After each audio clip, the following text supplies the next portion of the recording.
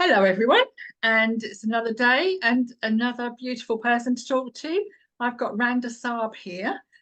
That's right, pronunciation, Randa? That's right. Hello, Victoria. Very nice to meet you. We haven't actually met, but we're collaborating on the Come Eat With Me exhibition. What made you get into art in the first place? Where did you start from? Okay, first, thank you for receiving me on your show. And regarding my start, actually, I didn't come from an artistic background. I studied business studies at the American University of Beirut, and after studying for my MBA and having worked all my life in various industries, I decided that my passion is artistic. So I took time off and I restudied for a BA in fine arts. I graduated 3 years ago, so I'm a fresh graduate, you can say. Good. Done. But Yes. it's really a joy to be working in the field of art. It's a passion. And what's your specialism, or what do you favour? And which mediums do you use? Actually, I've learned most mediums and I work in most of it, but I seem to find acrylics to be the easiest. But I do work in sculpture, I do work in textile as well, and you name it, just Well, whatever takes your fancy. I can see in the background there you have a couple of icons. So you've done some iconography before, have you? There's one. I can see St. Thomas with his Yeah. feet up. And who's the other one? Is that Christ? I can't see. Make it out. The other one, actually, I have studied iconography at the university, not too extensive, but I studied about tempera and how to make the colors and the gold leaf and so on. But of course, it needs more practice for somebody to be a real iconographer. But it's a joy to do icons because you go into the spiritual realm of the saint, and it's a sort of a meditation, which gets the skill and the emotional state of the artist as well at the same time. Now, the icons in the background, funny enough, they're both St. Thomas. Oh, are they? Just to show you how in the world of icons, the icon may not be the same face of the person as he was many years ago, thousands of years ago, but it's the feel that this is the image that represents the spirit of that virtuous person, of that spiritual person. Now, the Thomas, which is the doubting Thomas with the finger, this is the one that Leonardo da Vinci adopted in his Last Supper.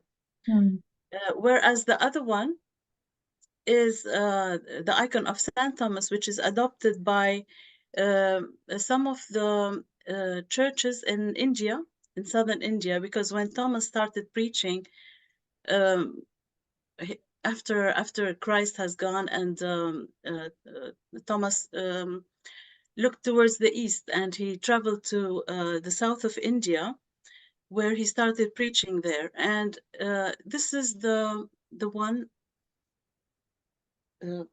Yes. Side. Yes. That's the one that's being adopted by doing some research and so on. So I like them both. Well, I think the interesting thing is that the exhibition asks for roundels, for a beautiful circle, like a halo around the saint or the significant person. And it's quite stunning. It's different, isn't it, to iconography? They don't usually do circles.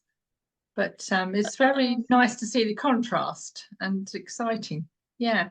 Yeah, So, I mean, yeah, I was going to say about the exhibition itself. I know you do sculpture, and I've seen some of your sculptures very fine and exquisite. Some of it's kind of a little bit more rustic, rougher.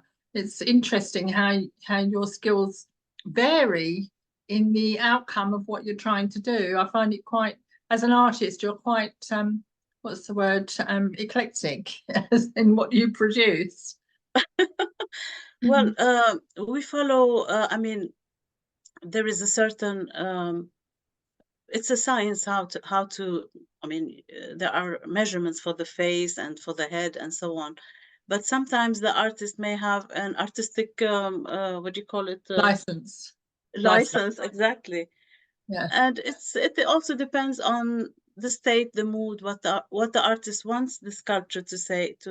Yeah, for example, I've done a sculpture for Charles Dickens, and to do this, I had to do a lot of research and get the head from different angles, and I'm pleased with the result. But of course, it's not like when you have the sitter sitting in front of you and you just choose the moment and choose the emotion of the sitter. But I mean, this is what what we can do.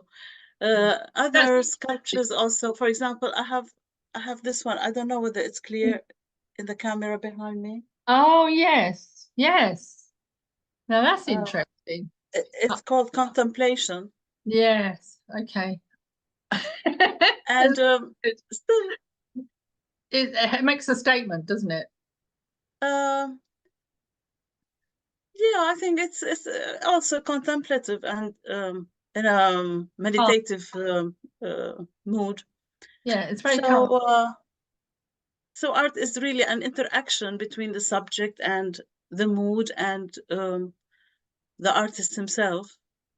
We just want something to appeal to people, that is to communicate with people. If you want to convey a message, or Yeah. if you want to say a statement, art can be a very good medium for that. I think you did very well in the sense that, again, the icons are people who have passed, and Charles Dickens has passed. And the interesting thing, I have seen the picture, I've seen a photograph of that sculpture, and I immediately recognised who it was. So it must be a good likeness based on the photos and that, because he lived in this area and went to Rochester Cathedral, didn't he? Yeah, he did. Yeah. So he lived in Rochester and Strood for a long time. And yeah, so I commend you on the likeness, because when I saw it, I didn't doubt who it was. I knew straight away, and it could have been any number of Victorian men. So I Well, recognized him. it was enjoyable to be able to sculpt such a prominent personality Mm. in British culture, in British literature. Yeah. And so do you reflect or do you spend time delving into your own original culture, your family culture, and drawing art from that as well? Or is that not something that you do? I draw art from humanity. Yeah, wherever. Wherever there is a human being, human emotion, Yeah. that's where I draw art from. And humanity, the emotion is international, whether it's happiness or pain or suffering or complete joy, Mm. it's common. So that's where I draw my art from the human being itself. Yeah, it's amazing, especially if you're channeling them. That's very, because I like the idea of the sacredness of art.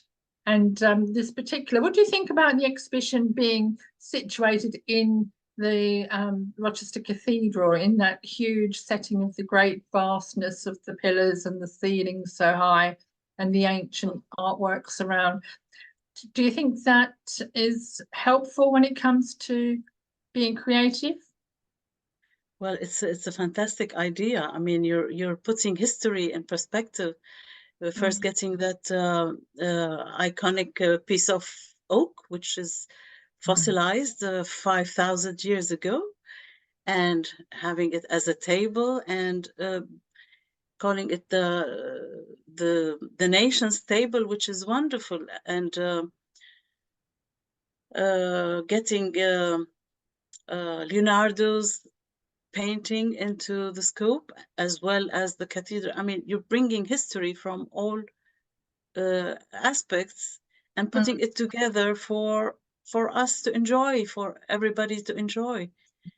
I think It's history in motion, history in action.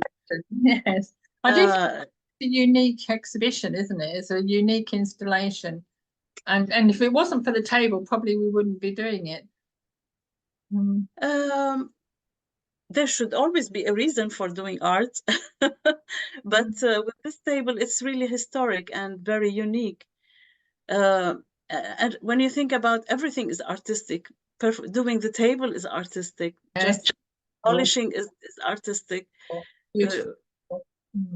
Architecture, the architecture of the cathedral is artistic, and it's one of the really masterpieces in architecture of cathedrals. So it's good to combine all those aspects and for us all to enjoy. I think for myself, the fact that there's a 5,000-year-old table in thousands of years old, this cathedral is one of the oldest in England, it's the second eldest in England that's standing, and it's one of the most used cathedrals. So for me then to come in as contemporaries and contemporary artists, some of the work is very contemporary. It's a wonderful melting pot of common ancestry, if you like, and a history of the country and the history of the people that live here. But it's also really good for children and for visitors and for people who aren't religious to come into, and people who don't particularly like art but like history, perhaps, you know. So it's very crowd pleasing in that sense. It's able to draw in a lot of people from different aspects of the community and hopefully to instill and inspire them. So like for example, as you said, it brings people, like the title is "Come Dine with Me" or "Come Eat with Me." Now this is a for people to be together. This is the oneness, the camaraderie, just the goodwill. This is what all spirituality is all about. One of the things that I feel is a table of hope, because we all had to tread away from this exhibition, and I'm hoping myself that we'll all be inspired to try art, to try sculpture, to like you say, to be willing and have goodwill to each other and to move forward. So it's I think it's quite a grand event, really. It's much grander than I expected. Yeah, it is, and it also reminds us to look within and to question, life, to question right and wrong, good or bad, evil or good, to question all that, and what's most important to us as human beings, what's the most important in life, what does spirituality wants us to achieve. I mean, in each person there's a germ of a saint. Do we want to really develop that germ, or do we want to just let it die? So I think we all have to question ourselves, and it's good that we have visual stimuli that can remind us of what we need to question or what we need to delve into. And it's so beautiful. It's inspiring. The gold, I think, as you can see behind you, reflects back to us that there is a beauty in life as well. And I think art can do that. It can reflect both sides of the coin. Just and we do see that through art. Art is a wonderful way to do that, to touch people. Through art, through meditation, through prayer. And there's some wonderful music as well. We've got some first century lyre music from Michael Levy playing in the background, and I think it just evokes emotion, doesn't it, music? So it's a wonderful exhibition. I'm glad you've contributed and that you've brought your feelings about life and humanity into your work and the spirituality of us all. And I'm looking forward to that emanating from that lovely table. It's beautiful. Yeah. We're looking forward to seeing your work as well. I'm Oh, well, yeah. as a participant. Mention. So there's a lot of work gone into this exhibition, and it's much appreciated. And your work is beautiful. Can't wait to meet you in person. And I'd like to thank you for discussing your take on it all, and the way that you work. And it's very interesting how you've developed. So I'd like to thank you, Randa, for speaking with us today. I thank you, Victoria, also for dedicating your time to support this lovely project.